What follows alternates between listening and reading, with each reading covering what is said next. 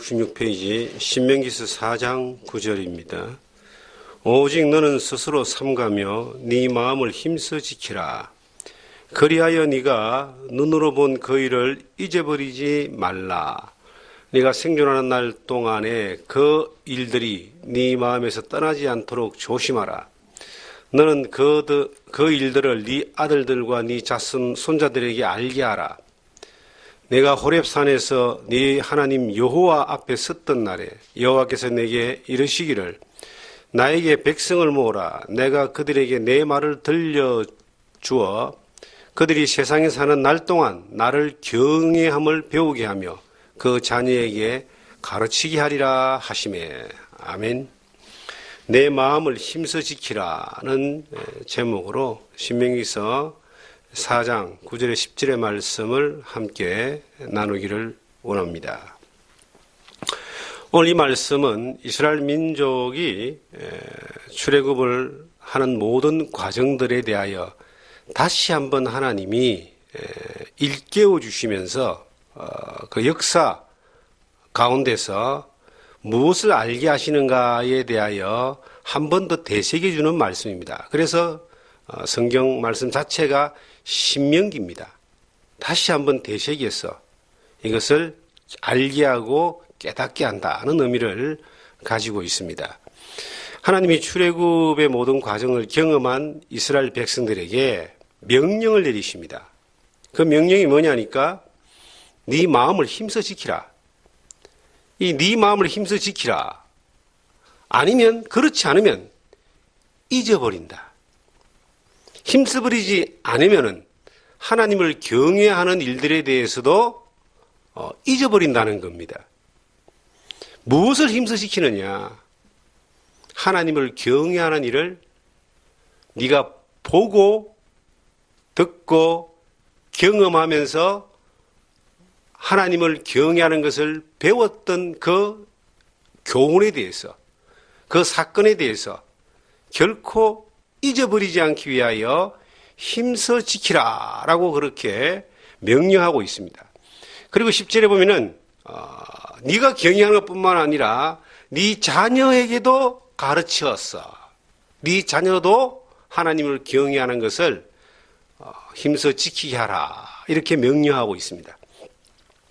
직접 그 사건을 경험한 사람들에게는 당연히 잊어버리지 말고 이것을 힘써 지키라고 명령하는 것뿐만 아니라 그 자녀들은 아버지가 어머니가 윗세대가 경험해보지 못했지만은 네 자녀를 가르쳐서 동일하게 하나님을 경외하는 일을 잊어버리지 말고 네 마음에 그 자녀들의 마음에 힘써 지키게 하라라고 성경은 명령하고 있습니다.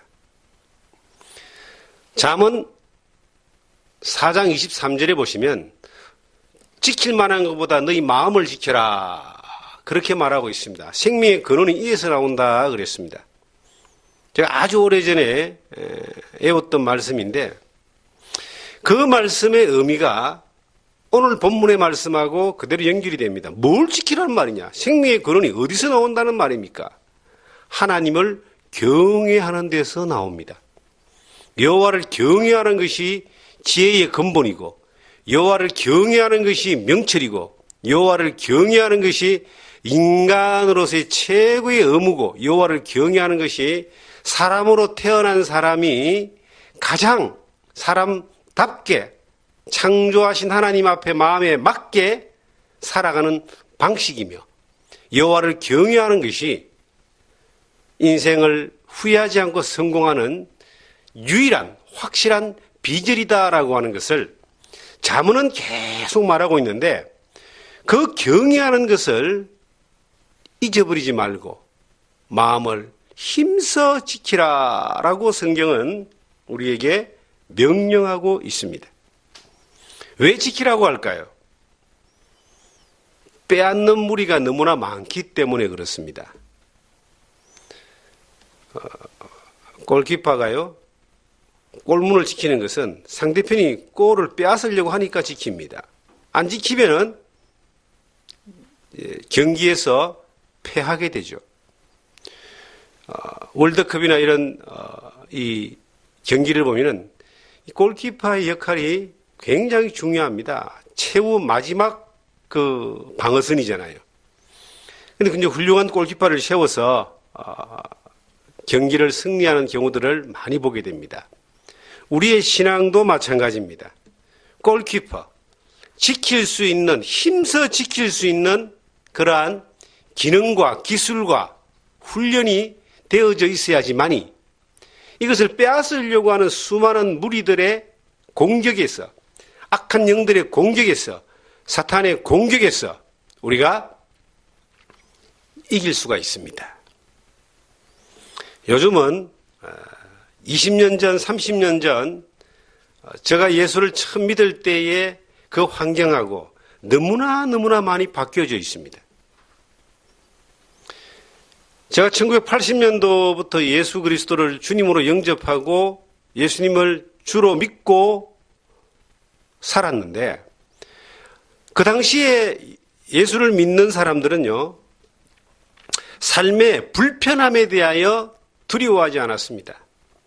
핍박과 고난과 악한 영들의 이 공격에 대하여 각오를 하고 신앙생활을 했습니다. 먼 거리를 교회를 다니거나 불편함을 가지고 봉사하거나 핍박을 각오하고 전도하거나 이러한 일들에 대해서 당연하게, 대부분 당연하게 이렇게 받아들이면서 신앙생활을 했습니다. 요즘 어떨까요?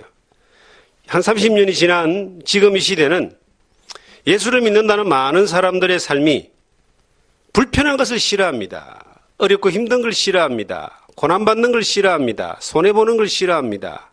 그리고 예수 그리스도 복음을 전하는 것도 싫어합니다. 이 시대가 우리가 살던 시대하고 30년 전에 처음 복음을 믿고 주님을 따랐던 그 시대하고 지금 이 시대는 너무나 풍요롭고 너무나 많은 이 지식과 정보의 홍수의 시대에 살지만 너무나 편리한 그러한 이 환경 가운데 살고 있지만 주님을 따르고 믿음을 온전히 지키며 하나님의 복음 안에서 불편함을 감수하고 주님을 따라가는 것에 대하여 각오와 생각과 환경은 너무나 많이 달라져 있습니다. 그렇기 때문에 지금 이 시대의 사람들이, 젊은 사람들이나 이 시대의 예수를 믿고 살아가는 그 사람들의 신앙의 모습도 30년 전, 40년 전하고 다르다는 겁니다. 저는 예수를 믿기 시작한 지가 38년이 됐습니다. 그 시대하고 지금하고 비교를 해보면 달라도 너무 다릅니다. 이것은 좋은 면에서 변화된 것이 아니라 환경의 변화로 말미암아 신앙은 퇴보가 되고 오히려 물질주의 그리고 세상 세속주의에 너무나 많이 동화되어져서 변질되기까지 한 그러한 모습들을 보게 됩니다. 어떤 사람이 질문을 했습니다. 예수 그리스도만이 구원이 있습니까? 라고 저에게 질문을 했습니다. 그분은 종교인입니다. 지금 우리가 WCC 같은 이러한 세계교회 연합 같은 이러한 이 운동은 기독교 외에도 다른 종교를 존중하고 기독교 외에도 다른 종교에도 구원이 있다라고 하는 선언을 하고 있습니다. 우리나라가 인권이라고 하는 그러한 문제에 지금 굉장히 접근을 하면서 타인에 대하여 비방하거나 타 종교에 대해서 비난하거나 아니면 소수 동성애자나 이런 사람들에 대하여 비난하는 것조차도 이걸 법적으로 제재를 받을 수 있도록 그렇게 만들어가고 있습니다. 그러니까 이제는 예수 그리스도만이 구원이 있다라고 말하는 것도 이게 법적으로 문제가 될 수 있습니다. 교회 안에서야 그렇게 말하는 것을 제지하지 못하지만 교회 바깥에서 그렇게 말을 하면은 신고하면은 경찰서 가야 됩니다. 지금 우리나라의 사립학교 가운데서 거의 7, 80%가 미션스쿨입니다. 기독교 계통에서 학교를 운영하는 사립학교가 많이 있습니다. 대안학교부터 초중고 대학교까지. 우리나라에 복음이 처음에 들어올 때에 복음과 더불어서 두 가지가 같이 들어왔는데 교육하고 의료입니다. 교육과 의료가 같이 들어왔기 때문에 큰 병원들도 미션 계통의 병원들이 많고요. 연세대나 뭐 보건병원이나 예수병원이 많이 있잖아요. 학교도 미션 학교들이 많습니다. 그런데 지금 어떻게 법이 개정되어 있냐면 미션 학교에서 채플이라고는 예배를 하면은 법적으로 제재가 된다. 신앙을 강요할 수 없다.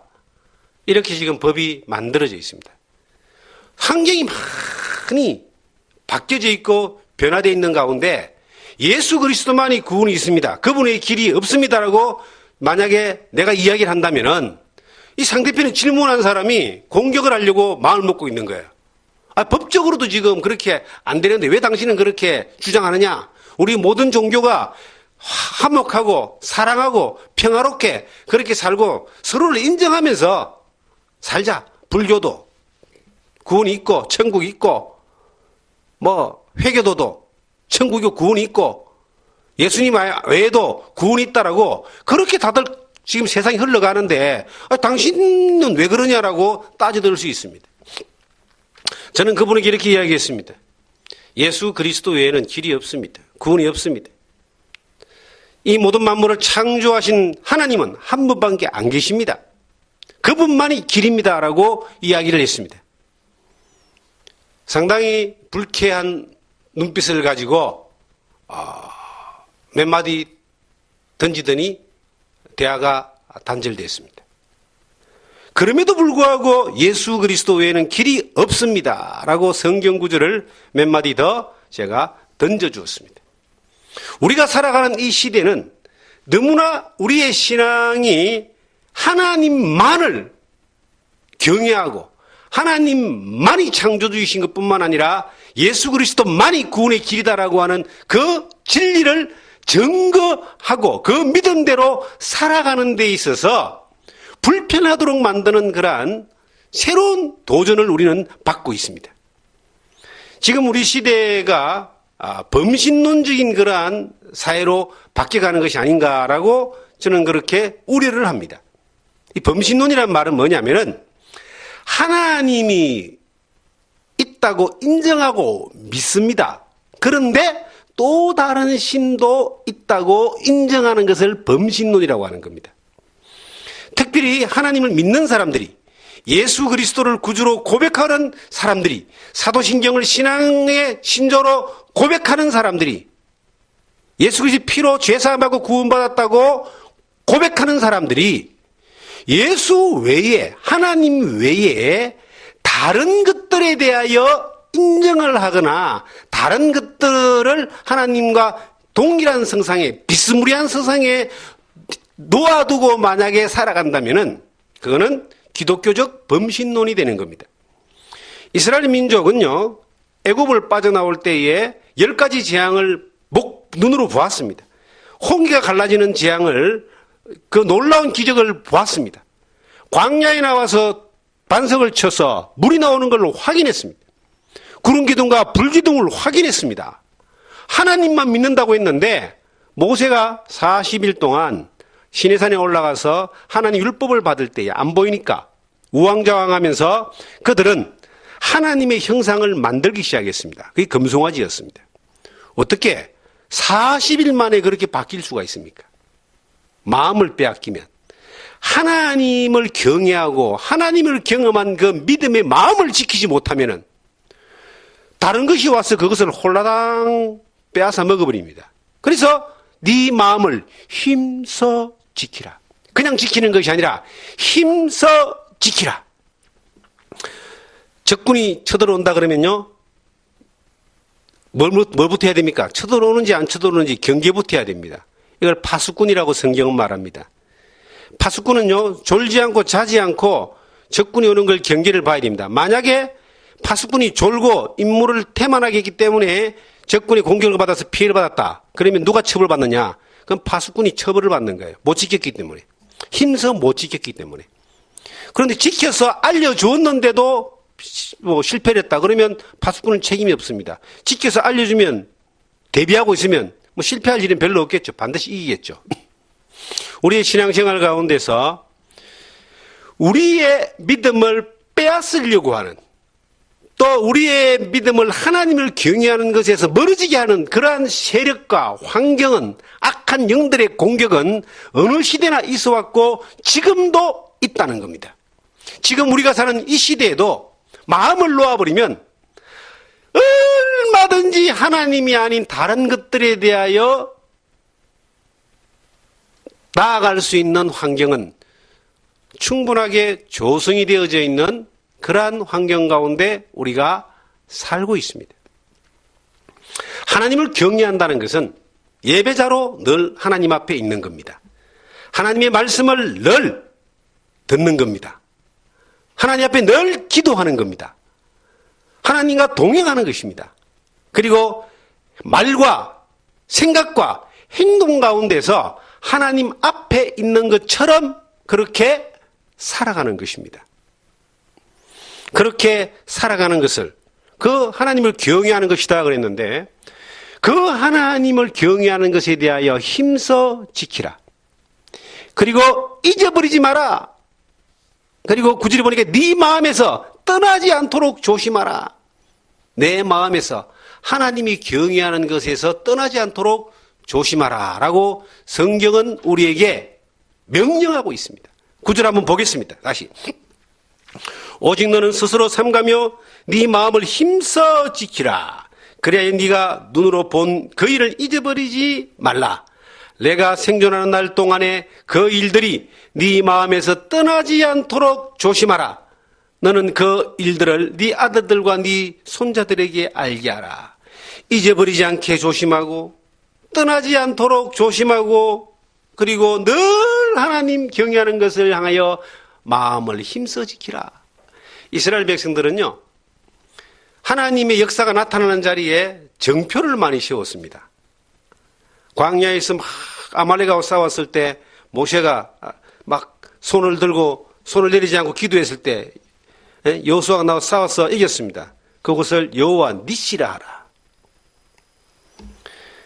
이스라엘 민족들 가운데 믿음의 조상들, 선배들이 하나님에 대하여 놀라운 능력을 다 경험했을 때는요, 베델, 버니엘, 아니면 여러 가지 어떤 지명으로도 하나님이 그 사건에 대하여 기념비를 세워놨습니다. 아니면 자녀들의 이름을 가지고도 하나님의 역사를 경험한 것을 기억하기 위하여, 잊어먹지 않기 위하여 그 이름들도 뭐 이삭, 아브라함, 그 다음에 이름을 바꾸기도 하고요. 이스라엘, 야곱, 이름들마저도 어떤 기념을 하기 위해서, 기억하기 위해서 그렇게 지었습니다. 우리가 결혼하면은 결혼에 대하여 기념하고 그 결혼을 잊지 않기 위하여 반지를 끼고 교환하고 그렇게 하잖아요. 잊어먹지 않기 위하여 뿐만 아니라 사람들에게 그것을 기념하는 것을 정표로 남기기 위하여. 이 기억을 자꾸 까먹으니까 인간의 이 뇌세포라고 하는 것은 계속해서 이게 생성되는 것이 아니라 대화가 되기 때문에 자꾸 까먹어요. 영적으로도 마찬가지라는 생각이 듭니다. 영적이야 세포는 없지만은 하나님이 우리에게 말씀하시기를 영적 기억력이 잊어버리고 그리고 거기에서 해이해지고 떠나버릴 것 같기 때문에 하나님이 명령을 하는 겁니다. 네 마음을 힘써 지키라. 신앙생활하면서 마음을 힘써 지키는 것은 참 중요합니다. 왜냐하면요, 그 마음이 공격을 받아서 믿음에서 떠날 수가 있기 때문이에요. 저야 뭐 주님을 경외하고 믿음 안에 살은 지가 30년이 넘었기 때문에 어지간한 것이 와도 믿음 안에서 하나님을 경외하는 것에 대하여 잊어버리거나 떠나거나 그렇게 할 가능성이 그렇게 많지 않습니다. 아마 이제 가장 이렇게 고민해야 될 순간이 만약에 온다면은 그것은 믿음 때문에 순교해야 되는 그런 상황이 온다면은 그럴 때는 어떨지 모르겠습니다. 순교해야 되는 상황이 온다면은 그건 제가 경험해 보지 않았기 때문에 모르겠지만 어떠한 대가를 지불하고 어떠한 불이익이 오고 어떠한 어려움이 오고 어떠한 유혹과 공격이 와도 하나님을 경외하는 그 삶에서 그 위치에서 하나님을 떠나거나 잊어버리지 않고 하나님을 향한 경외하는 믿음을 지키는 것은 거의 흔들림이 없을 것 같습니다.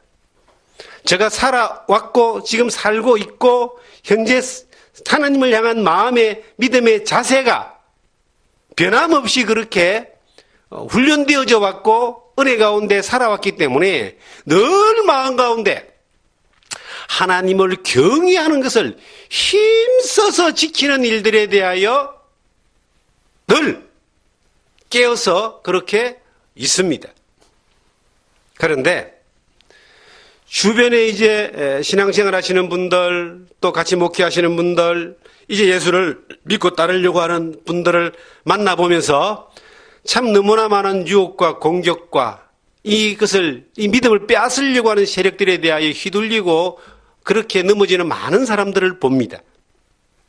특별히 물질의 유혹에 넘어지는 사람들을 봅니다. 지금 우리나라가 기독교 인구가 약 1,000만 명이 넘었습니다. 목회자 수도 한 10만 명 정도 되지 않을까 이렇게 추산이 됩니다. 교회 수가 한 6만 개 정도 된다고 그렇게 봅니다. 그런데 기독교인들이 많다 보니까 또 많은 사람들이 별희한한 사람들이 많이 있겠죠. 하나님의 이름을 욕되게 하거나 하나님의 이름을 모욕되게 하거나 정말 하나님의 이름에 먹칠을 하는 그러한 사람들이 주변에 종종종 이렇게 우리 주변에서 발견이 되어집니다. 그럴 때마다 무엇이 문제인가 하고 생각을 해봅니다. 저는 문제가 많은 것이 아니고 나는 하나라고 봅니다. 하나님을 경외하는 것을 잊어버린 거예요. 하나님을 경외하는 그 마음을 지키지 못한 겁니다. 지금 전국적으로 이 매스컴을 타고 있는 큰 사건이 있습니다.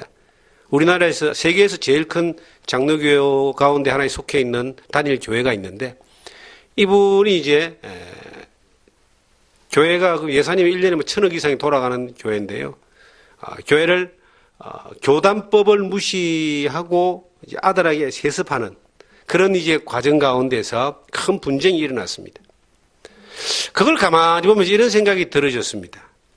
간단하게 해결될 문제인데 간단하게 딱 하나 하나님을 경외하는 그 마음을 힘써 지킨다면은 이것은 해결될 문제다. 복잡한 모든 문제가 다 떠나서 상방의 모든 문제를 다 떠나서 하나님을 경외하는 그 하나의 이유를 잊어버리고 놓쳐버렸기 때문에 하나님이 아닌 다른 것들의 마음을 두고 가기 때문에 다른 이유가 더 중요하기 때문에 어떤 이유든 간에 다른 이유가 더 중요하기 때문에 이렇게 혼돈의 상황과 어려운 상황이 오는 겁니다.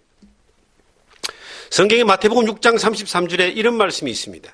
너희는 먼저 그의 나라와 그의 의를 구하라. 그리하면 이 모든 것을 너희에게 더하여 주시리라는 말씀이 있습니다. 이 말은 뭐냐면은 하나님을 경외하는 것, 예수 그리스도를 경외하는 것을 1번으로 두라 이 말이에요. 첫 번째로 두라.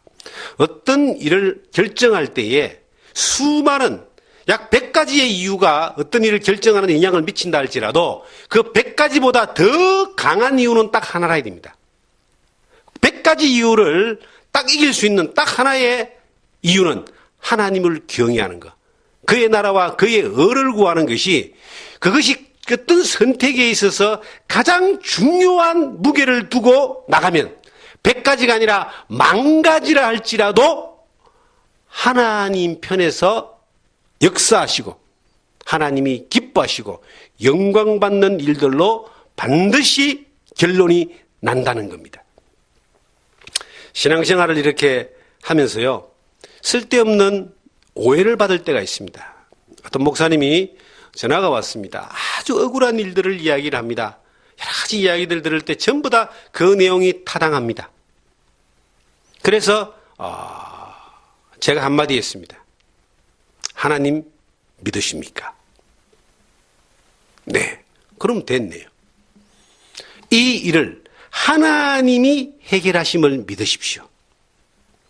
지금은 좀 억울한다 할지라도 시간이 지나면 그 하나님이 일하심을 보게 될 겁니다. 하나님은 우리에게 이스라엘 민족들만 그렇게 기적 같은 능력으로 이끌어서 광야에서 40년을 살게 하고 가나안으로 이끌으신 것이 아니라 우리 또한 우리의 삶 가운데서 하나님이 친히 간섭하시고 인도하시면서 지금 우리를 붙들고 있습니다. 우리가 살아가는 삶 가운데서 오늘날 내가 하나님 앞에 하나님을 경외하고 하나님을 가장 우선순위에 두고 하나님이 모든 이유보다 더 하나님 앞에 있는 것이 더 확실한 선택의 가치를 두고 살아가는 삶을 살고 있다면은 우리가 지금 어떤 상황에 처해 있다 할지라도 그 하나님께 감사하면서 평안한 가운데 지나갈 수가 있습니다. 이스라엘 사람들은요, 샬롬이라는 말을 많이 씁니다. 샬롬, 평안한 뜻입니다. 예수님은 우리에게 내가 너에게 평안을 주노니 세상이 주는 것 같지 않다 그랬습니다. 이스라엘 사람들이 가지고 있는 평안은 전쟁이 없고 굶주림이 없고 삶의 어려움이 없는 평화지만 우리가 예수 그리스도로부터 받는 평안은 우리가 우리의 심령의 영원한 평안뿐만 아니라 그 하나님이 우리의 삶 전체를 붙들어 지켜서 인도한다는 평안입니다. 어려운 일을 당하는 많은 사람들이 이렇게 이야기를 하면은 목사님은 어려운 일을 안 당해봐서 그렇지요 라고 말할지 모릅니다. 그런데 그렇지 않습니다. 신앙여정 가운데 수많은 어려운 시간들을 거쳐서 왔습니다. 훈련 가운데서 내 마음 가운데 하나님이 그렇게 해주신 하나하나의 사건들을 잊어버리지 않는 겁니다. 내가 하나님을 경외하는 그 마음을 힘써 지키는 겁니다. 하나님의 이끄심 가운데 있다는 것을 고백하는 것뿐만 아니라 지나온 과거에 대한 그 하나님의 이끄심에 대한 고백뿐만 아니라 지금 이 순간도 하나님이 함께 하시고 인도하신다는 그 삶을 믿고 나아가는 겁니다. 이것이 하나님을 경외하는 것을 힘써 지키는, 마음을 힘써 지키는 우리들의 자세가 되기를 주님이 원하십니다. 여러분, 하나님 미래의 장차 천국에서 나를 인도하실 하나님 뭐라 생각하십니까? 참 얼마나 희망적이고 평안함이 옵니까? 하나님이 과거에 우리를 구원하셔서 지금 하나님 믿는 백성으로 삼아주신 것에 대하여 추억하면서 감사하는 그 하나님으로만 생각하고 사십니까? 얼마나 그것이 우리를 행복하게 합니까? 그런데 그 하나님은 우리에게 오늘 살아가는 삶 가운데서 하나님을 그 하나님을 경외하는 마음을 힘써 지키며 어떤 삶의 문제가 오고 어떤 선택의 문제가 왔을 때에 항상 그 하나님을 경외하는 마음을 힘써 지키며 선택하라고 우리에게 오늘 말씀하고 있습니다. 그렇게 하루하루를 인생을 살아가는 것뿐만 아니라 네 자녀에게도 이것을 가르쳐라 라고 성경은 말하고 있습니다. 자, 우리 사랑하는 성도 여러분, 우리가 자녀를 믿음 안에서 하나님을 경외하는 사람으로 가르치는 것이 어떤 면에서는 우리가 인생의 목표가 되어도 그것은 가볍지 않습니다. 인생의 목적이 자녀가 훌륭하게 출세해서 권력을 가지고 부를 가지고 잘 먹고 잘 사는 것이 인생의 목적이 아니라 인생의 목적이 자녀를 양육하는 목적이 자녀가 하나님을 경외하는 사람으로 늘 하나님 앞에서 우리와 동일한 믿음으로 은혜 가운데 살아가고 있는 이것이 살아가 주는 이것이 또 살아가게 하는 이것이 우리가 자녀를 양육하는 목적이 되어야 됩니다. 훌륭하게 키워놨는데 신앙생활 안 하고 예수 안 믿습니다. 그럼 도대체 뭘 했다는 겁니까? 제가 아는 정말 존경하는 장로님이 계셨는데, 저희 교회 장로님이 계셨는데, 소천하셨죠? 작년에. 그분이 일생에 후회되는 거 몇 가지를 이야기했습니다. 가장 후회되는 게 뭐냐고 물어봤더니, 가장 후회되는 거, 자기 아들이 공부를 잘해가지고, 공부를 잘 시켜서, 그 춘천에 사실 때에, 그 학교에서 늘 1등 하다가, 서울대학교 입학을 해서, 공직에 들어가서 출세를 했다. 근데, 공부 더 열심히 하라고, 주일날 예배 때에 예배를 오는 것을 금지하고 공부를 시키고 학원을 보내고 과외를 시키고 그래서 서울대학교 보내서 서울로 보냈는데 서울대학교 가는 그때부터 신앙생활 끝났더라. 더 공부 열심히 해야 되니까 더 시험 쳐서 더 좋은 데 들어가야 되니까 결국은 예배를 중요시기지 아니하고 하나님을 경외하는 것을 중요시키지 않고 출세를 목적으로 살았는데 나이가 들어갈수록 그 아들 가정을 보면서 가슴을 친다는 거예요.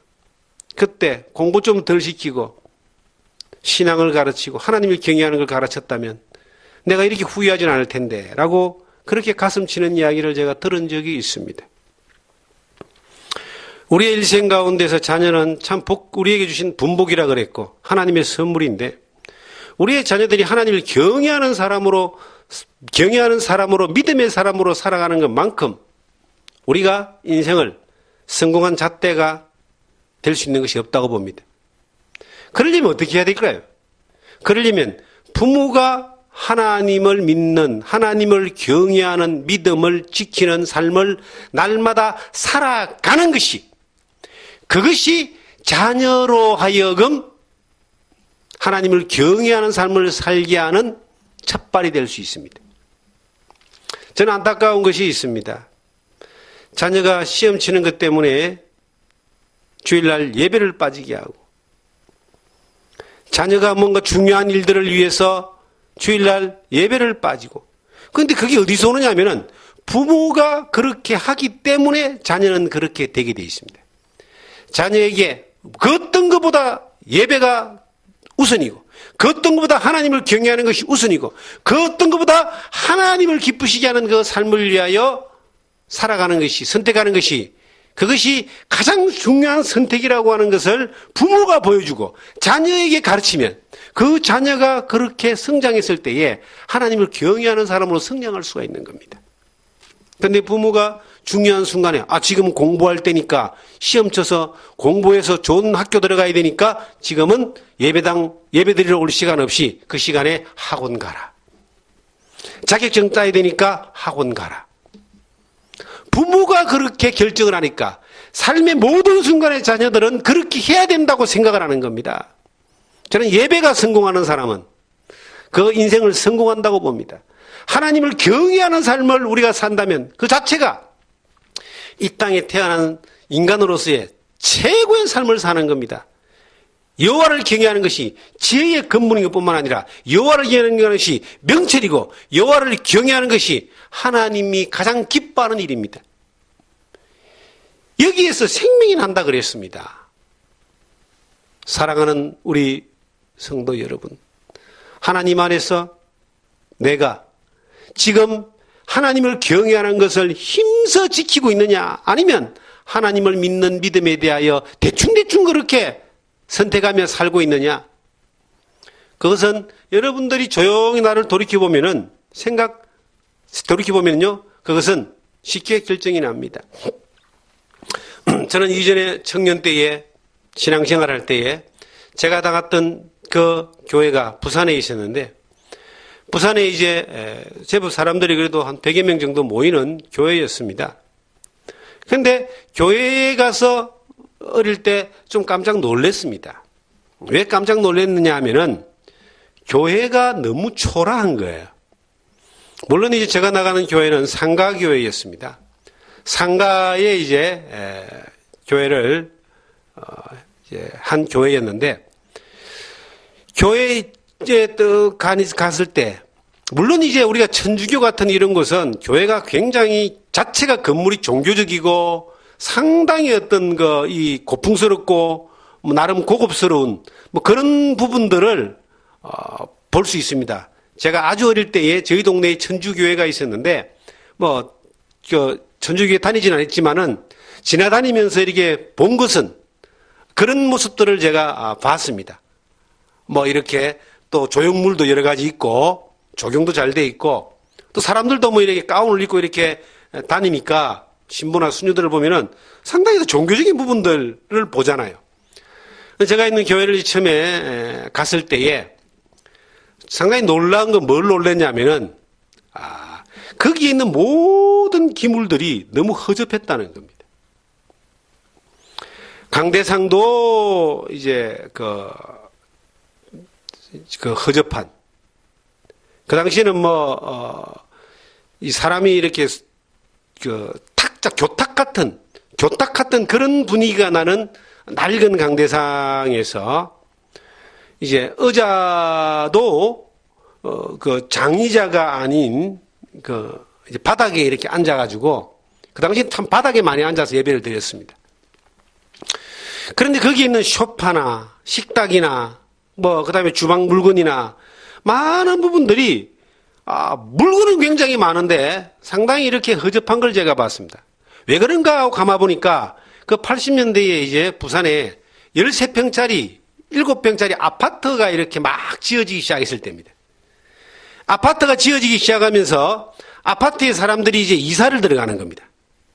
이사를 들어가는데 책장이고 책상이고 식탁이고 그 다음에 소파고 이사 가시는 분들이 자기 집에서 버리기는 아깝고 새 집에 가서 쓰기는 부담스러우니까 이거를 하나, 한 명, 두 명이 교회에 필요하다고 갖다 놓기 시작했는데 이 물건이 이제 쌓이기 시작한 겁니다.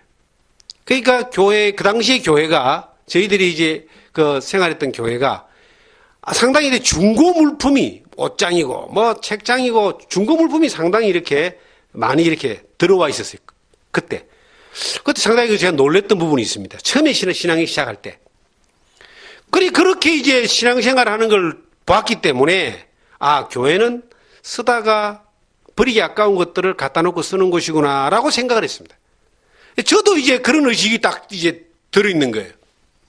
쓰다가 살라니까 돈 비싸고 만들기는 힘들고 그러니까 중고를 갖다가 이제 교회를 채우는 겁니다. 중고를 싸고 쓰다 남은 거. 제가 원주에 와서 처음에 교회를 개척할 때에 벌써 한참 됐죠. 20년 전이니까요.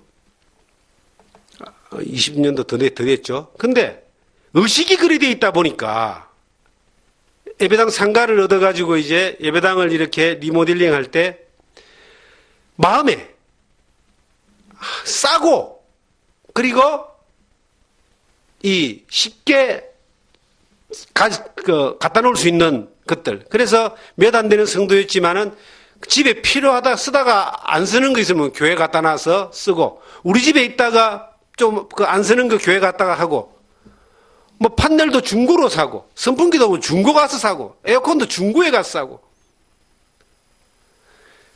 탁자도 중고를 기웃거리고 24년 전에 원주에서 처음에 예배당을 개척할 때에 중고 인생이 돼버린 거예요.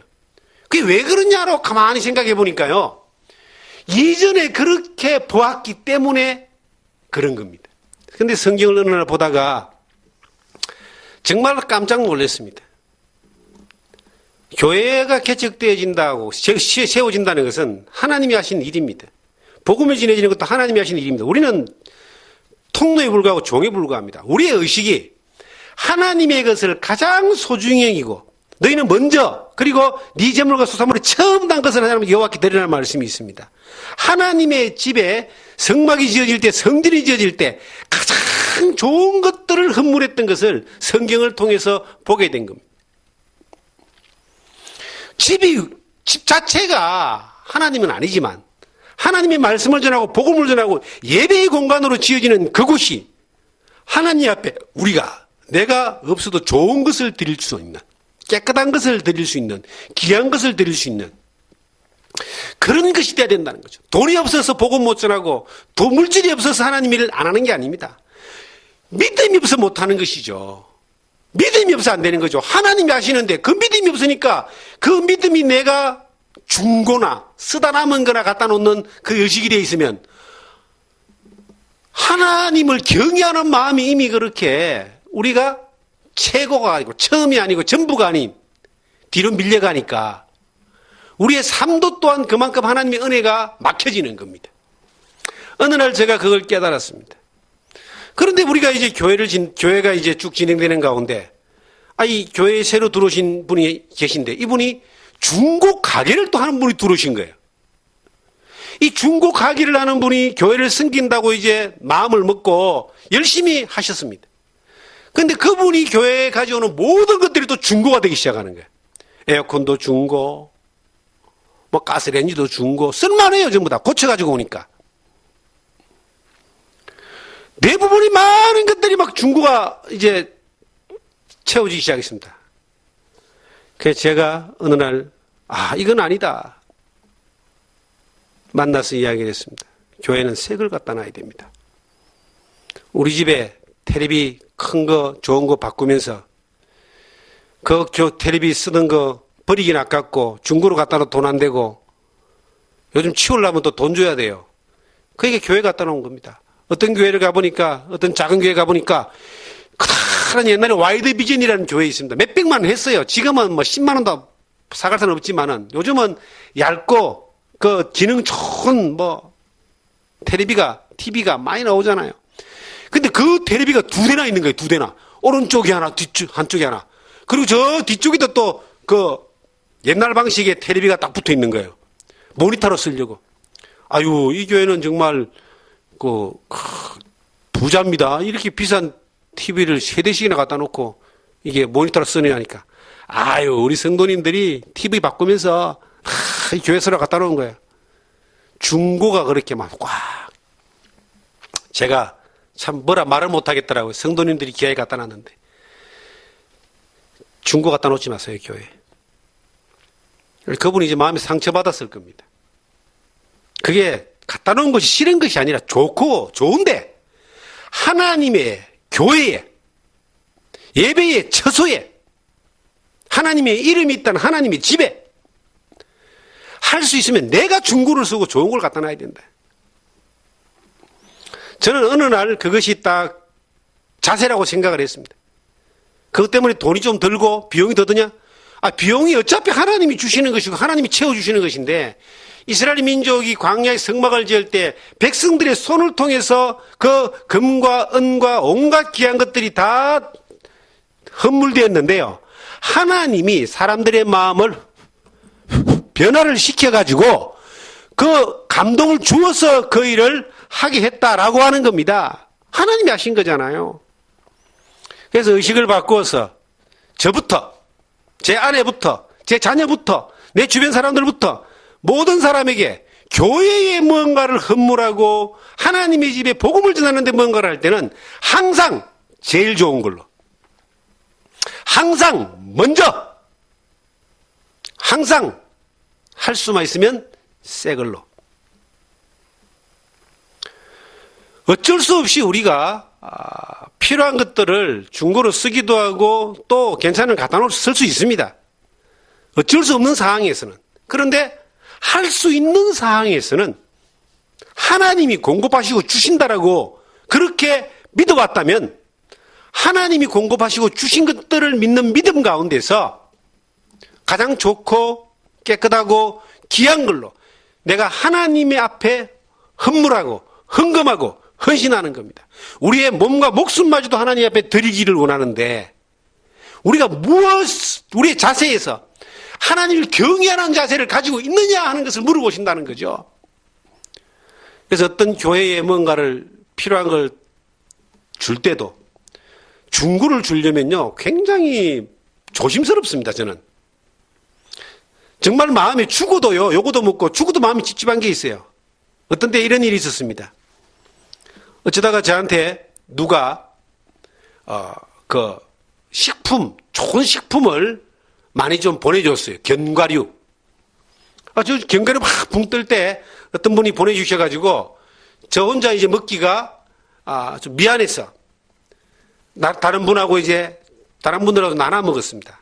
그런데 어느 날 갑자기 보니까 한 보름 정도 지나서 보니까 유통기한이 이틀 남고 3일 남은 거예요. 유통기한 이틀 남고 3일 남은 것을 이거 내가 다 먹지는 못하고 나눠 먹어야 되는데 누군가에게 선물, 아주 친하고 가까운 사람에게 이걸 이제 나눠 먹기 위해 선물을 딱 줬는데 그 선물을 받는 사람이 이런 말을 했습니다. 유통기한 다 된 거구만. 이 말 안에 뭐가 들어있겠어요? 유통기한 다 됐다는 말은 야, 갖다 버릴 데가 없어 나한테 주냐? 이런 의미로 생각할 수도 있다는 거예요. 그래서 야, 이거 주고도 사람도 이런 걸 주니까 이게 마음 상해하고 이게 불쾌하고 불편해하는구나. 실제 제가 경험했던 거예요. 그래서 유통기한 다 된 거 절대로 누구 주지 마라. 내가 먹든지 버리더라도 주지 마라. 사람도 그렇게 서운해할 수 있는데 하나님이 우리가 하나님 앞에 바친다라고 드린다라고 하나님의 일에 헌신한다고 해서 하고 헌신하고 헌물하고 헌금하고 그렇게 하잖아요. 쓰다 남은 돈을 헌금하는 것이 아니라 가장 먼저 쓰던 물건을 갖다 놓는 것이 아니라 깨끗한 거, 아무렇게나 싸구려가 아니라 좋은 거, 이것이 하나님의 교회에, 하나님의 집에, 하나님이 역사하는 곳에 우리가 드려줘야 될 하나님을 경외하는 마음을 힘써 지키는 사람이 가지고 있는 태도입니다. 그 하나님을 경외하는 태도, 그 자세, 그 마음을 놓쳐버리면 하기는 해야 되는데 하나님 앞에 아무렇게나 하는 거예요. 아무렇게나 하다가 엄청나게 혼난 사람들이 말라기서 3장에 나오잖아요. 1장부터 보면은 하나님 앞에 드리는데 눈먼 것, 전 것, 저는 것, 병든 걸 드리니까 하나님이 그들을 얼마나 혼을 내십니까? 말라기서 1장부터 3장 보면 그 내용이 나옵니다. 그것이 하나님을 경외하는 문제입니다. 물건의 문제가 아니라 돈의 문제가 아니라 우리가 하나님을 경외하는 마음이 있느냐 없느냐 그 문제를 우리에게 하나님이 말씀하고 있는 겁니다. 우리 자신들이 하나님을 경외하는 믿음을 마음을 굳게 힘써 지키면서 선택하고 살고 그렇게 산다면 이 사람은 하나님 앞에 지혜로울 수밖에 없고 명철할 수밖에 없고 이 하나님 앞에 올바로 세워질 수밖에 없고 선받을 수밖에 없고 성공할 수밖에 없는 사람이다. 그런데요, 항상 하나님이 우선순위에서 뒤로 밀려가 있어. 언제나 뒤로 밀려가 있어요. 그 사람은 하나님도 그 사람을 뒤로 미룬다니까요. 우리가 그렇게 정말 여러분과 제가 이 땅에 살면서 살아가는 날 동안 우리의 마음에 하나님을 경외하는 것을 힘써 지키고 우리의 자녀들에게 본을 보이고 가르치는, 그리하여 하나님께 영광을 돌리고 우리의 삶 가운데서 하나님 놀라운 역사를 경험하는 여러분과 제가 되기를 주님의 이름으로 부탁드립니다.